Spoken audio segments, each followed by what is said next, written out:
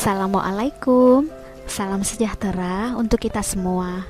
Apa kabar anak-anak? Semoga kita semua selalu berada dalam lindungan Allah Subhanahu wa Ta'ala. Meskipun saat ini pandemi COVID-19 masih menunjukkan peningkatan, anak-anak semua harus tetap semangat belajarnya ya. Jumpa lagi dengan Bu Guru Novi. Kali ini kita akan mempelajari tema 3. Tema 3, makanan sehat. Subtema 2, pentingnya makanan sehat bagi tubuh. Pembelajaran 4. Tujuan pembelajaran 1. Siswa menceritakan dan memberikan contoh keanekaragaman adat istiadat di lingkungan sekitarnya. 2. Siswa mengidentifikasikan dan melaporkan aktivitas masyarakat sekitar dalam upaya pembangunan sosial budaya Indonesia. 3. Siswa menyebutkan dan menyajikan kata kunci dari paparan iklan elektronik yang diamatinya. Mata pelajaran yang kita bahas adalah PPKN, IPS, dan Bahasa Indonesia. Ayo kita mulai pembelajaran 4. Masih ingatkah kamu dengan gambar aktivitas pasar? Pasar merupakan tempat bertemunya penjual dan pembeli. Penjual dan pembeli tersebut berasal dari latar belakang yang berbeda. Menarik untuk dicermati bahwa dalam kehidupan kita sehari-hari, kita dikelilingi oleh orang-orang yang memiliki begitu banyak perbedaan. Akan tetapi, semuanya saling bekerja sama. Tuliskan alasan-alasan mengapa orang-orang yang memiliki perbedaan seperti perbedaan agama, suku, bangsa, usia, dan pekerjaan dapat saling membantu dan bekerja sama. Kita dapat menuliskan alasan perbedaan agama, suku, bangsa, usia, dan pekerjaan dapat saling membantu dan bekerja sama seperti berikut. Menurut pendapatku, semua orang dapat saling bekerja sama sekalipun berbeda agama, suku, adat istiadat, dan pekerjaan untuk memenuhi kebutuhan hidup bersama. Menurut pendapatku, semua orang dapat saling bekerja sama sekalipun berbeda agama, suku, adat istiadat, dan pekerjaan untuk saling membantu korban bencana alam. Menurut pendapatku, semua orang dapat saling bekerja sama sekalipun berbeda agama, suku, adat istiadat, dan pekerjaan untuk melestarikan budaya daerah kita. Menurut pendapatku, semua orang dapat saling bekerja sama sekalipun berbeda agama, suku, adat istiadat, dan pekerjaan untuk mengadakan kegiatan yang ada di sekolah. Anak-anak, ayo kita amati gambar berikut ini. Apa yang kamu lihat dari beberapa gambar tersebut? Apakah hubungan semua gambar tersebut dengan gambar peta Indonesia? Jelaskan. Tersebut menunjukkan keanekaragaman tradisi adat istiadat yang ada di Indonesia. Hubungan gambar tersebut dengan peta Indonesia adalah bahwa masing-masing daerah yang ada di Indonesia memiliki keanekaragaman yang berbeda-beda dan merupakan satu kesatuan wilayah Indonesia. Keanekaragaman tersebut merupakan kekayaan bangsa Indonesia yang harus kita banggakan. Ayo simak bacaan berikut. Bangsa Indonesia memiliki sebuah semboyan yang luar biasa, yakni Bhinneka Tunggal Ika. Bhinneka Tunggal Ika memiliki arti berbeda-beda tetapi tetap satu tujuan. Bahwasannya sekalipun di Indonesia terdapat begitu banyak suku, agama, ras, adat istiadat, bahasa, dan lain-lain, semuanya bersatu sebagai saudara sebangsa dan setanah air. Perbedaan dan keanekaragaman yang ada justru menjadi sebuah kekuatan yang pada akhirnya memperkaya sifat budaya bangsa Indonesia dan lebih memperkuat persatuan dan kesatuan bangsa. Nah, anak-anak, apa yang dapat kamu simpulkan dari bacaan tersebut? Berikan pendapatmu. Kesimpulan dari bacaan tersebut adalah bangsa Indonesia memiliki sebuah semboyan, yakni Bhinneka Tunggal Ika, yang memiliki arti berbeda-beda tetapi tetap satu tujuan. Berikan contoh-contoh kegiatan yang dapat kita lakukan atau mungkin sudah kamu lakukan untuk mendukung keberagaman sosial di lingkungan sekolah. Contoh-contoh kegiatan yang dapat kita lakukan adalah pertunjukan kesenian daerah, memainkan alat musik tradisional, berlatih tarian daerah, menyanyikan lagu daerah, serta mengadakan pawai budaya. Dengan keberagaman, manusia dapat saling bekerja sama dan bahu-membahu untuk memenuhi kebutuhan hidupnya, baik secara ekonomi, sosial, maupun budaya. Beragam profesi pun berkembang dan mendukung pemenuhan kebutuhan hidup. Bahasa Indonesia yang dipergunakan juga merupakan satu contoh hal yang menjembatani perbedaan sosial budaya yang terdapat dalam masyarakat Indonesia. Anak-anak, amatilah gambar-gambar berikut ini. Menurutmu, kegiatan apa saja yang sedang dilakukan oleh anak-anak dalam gambar tersebut?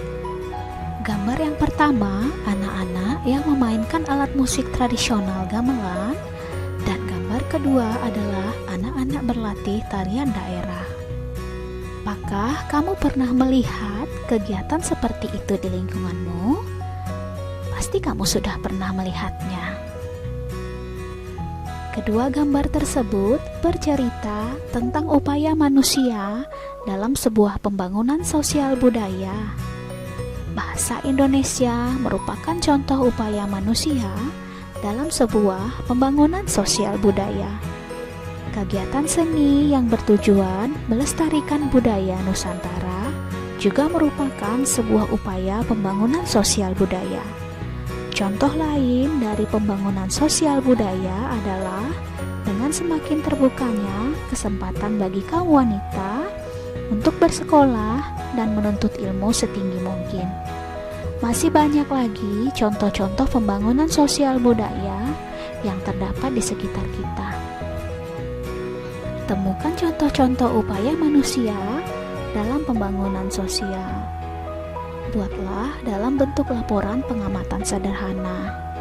Berikut contoh laporan pengamatan sederhana. Laporan pengamatan. Judul laporan: Upaya manusia dalam pembangunan sosial. Tujuan laporan: mengetahui contoh upaya manusia dalam pembangunan sosial. Tempat pengamatan: SD Islam As-Sofa. Tanggal pengamatan 7 November 2019.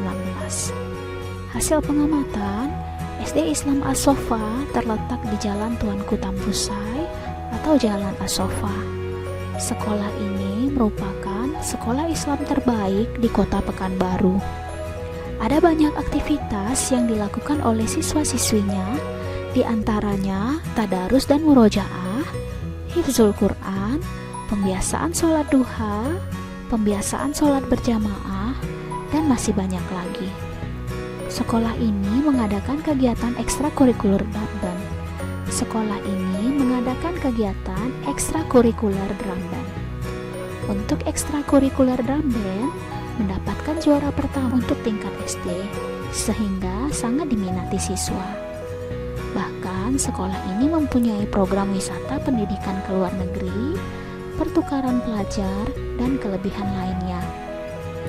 Kesimpulan, kegiatan ekstrakurikuler drum band, tadarus dan murojaah, hifzul Quran, pembiasaan sholat duha, pembiasaan sholat berjamaah merupakan contoh upaya manusia dalam pembangunan sosial. Simaklah percakapan antara Dayu, Beni, dan Siti berikut ini. Kalau kamu, apa contoh yang dapat kamu berikan tentang pembangunan sosial budaya, Ben? Menurutku, acara kuliner Nusantara yang sering diadakan di lingkungan sekitar kita merupakan contoh pembangunan sosial budaya. Dengan begini, kita dapat melestarikan makanan khas daerah. Kita juga turut memperkenalkannya kepada orang-orang lain yang berbeda kebudayaan dengan kita untuk turut mencicipi dan bersama-sama menikmati makanan khas daerah tersebut. Betul sekali, Ben. Kamu tahu tidak? Acara kuliner Nusantara yang diadakan minggu lalu itu sukses besar loh. Semuanya berkat iklan-iklan di media cetak dan elektronik yang beredar sejak sebulan sebelumnya. Iklan memang harus dibuat semenarik mungkin agar dapat menarik perhatian mereka yang melihatnya. Oleh karena itu, penting untuk selalu berhati-hati dalam penyampaiannya. Berikut adalah kegiatan yang sebaiknya kamu lakukan bersama-sama dengan orang tua di rumah. Nah, amatilah 2 buah iklan televisi dan tulis kata kunci dari iklan tersebut. Kamu dapat menuliskannya ke dalam bentuk seperti berikut.